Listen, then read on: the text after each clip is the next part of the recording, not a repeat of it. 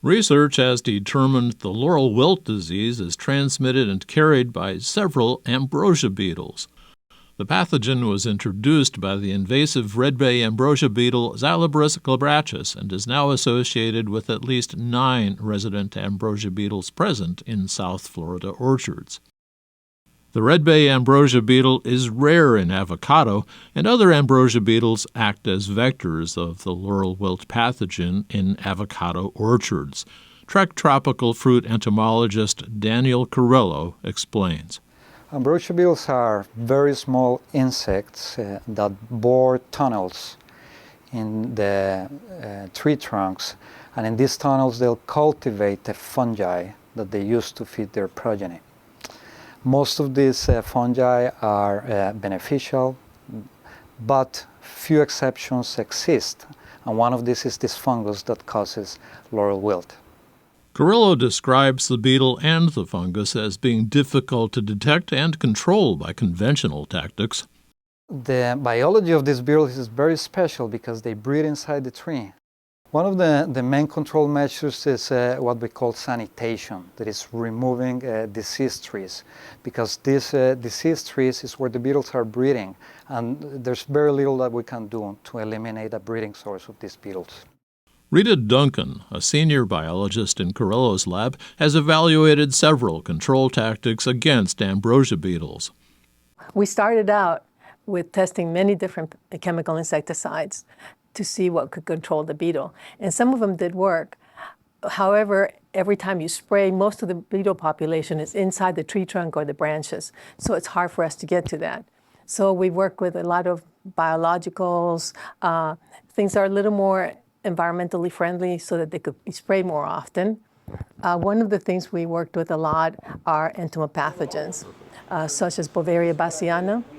The cool thing about this particular fungi is that they attack the beetle, they kill the beetle, and then it sporulates, it comes out, the fungi comes out of the beetle, it sporulates, and the hope is that other beetles will be around and contact, and this would recycle the same fungi going around. Ambrosia beetle females have specialized structures where they carry spores of different fungi. These fungi are inoculated in beetle galleries constructed by female ambrosia beetles as they bore into host tree xylem. Inside, larvae and adults do not usually consume wood, but feed on the different fungi that proliferate inside the galleries. Because they live in avocado tree trunks, the study of the ambrosia beetle's life cycle is difficult.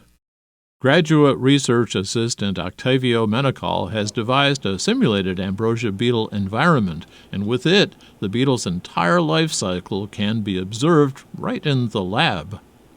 We have used artificial media, which is an unfamiliar substrate in which insect in captivity can develop all or part of its life cycle.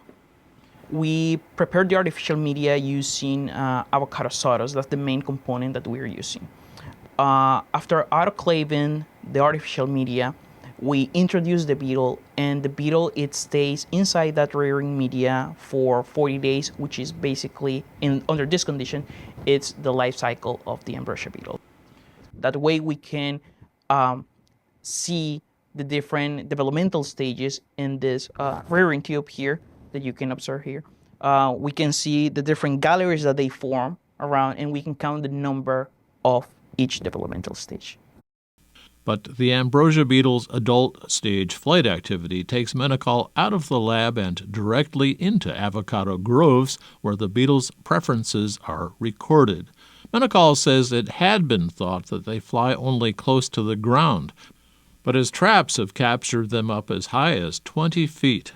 In addition to the flight behavior, we have also documented the daily flight periodicity of ambrosia beetles. So typically, ambrosia beetles engage in flight near sunset when temperature, wind speed, and light intensity decreases. But knowing where, when, and how to apply fungi may not be enough to effectively control ambrosia beetles. What does Carrillo think is best? So you have multiple control strategies. First is early detection, detecting the problem early in the growth to conduct a rapid sanitation, remove a diseased tree, and then protect the other trees in the grove.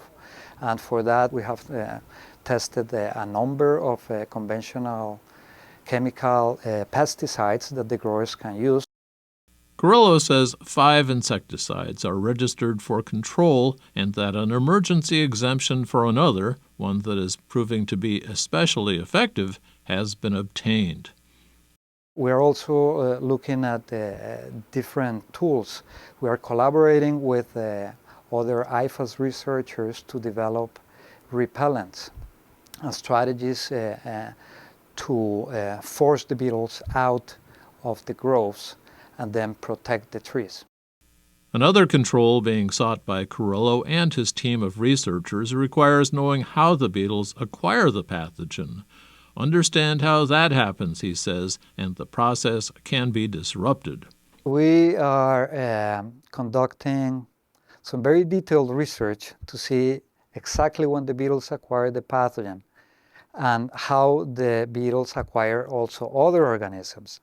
And we can find a way where we can colonize that beetle only with beneficial microorganisms and prevent them from acquiring the pathogen.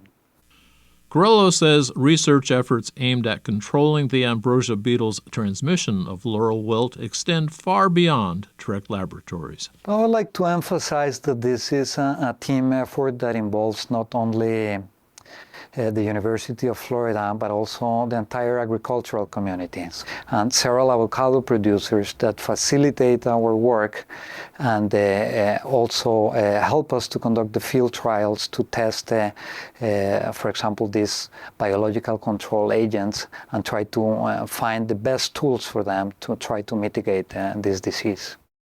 We've taken a quick overview of the biological aspects of the beetles contributing to the spread of laurel wilt. Our next segment emphasizes the understanding of resistance to laurel wilt from the tree's inherent genetics. While there may be no such thing as a completely laurel wilt-proof tree, that is the root of the problem that Dr. Bruce Schaefer and his research team is working on.